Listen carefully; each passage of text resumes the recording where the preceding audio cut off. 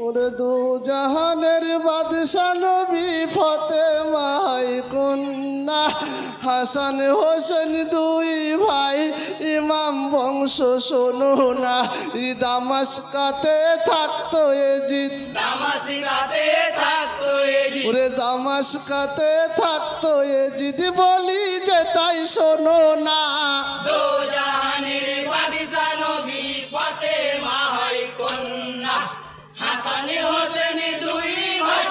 ইমাম বংশ শোনো না দো জাহানের বাদশা নবী ফাতেমা হয় কন্যা। হাই করলি কি তুই ওরে সিমর বসলি কারো ছাতিতে মারো ফতি এলেন ভরা আছে যে ওই সিনাতে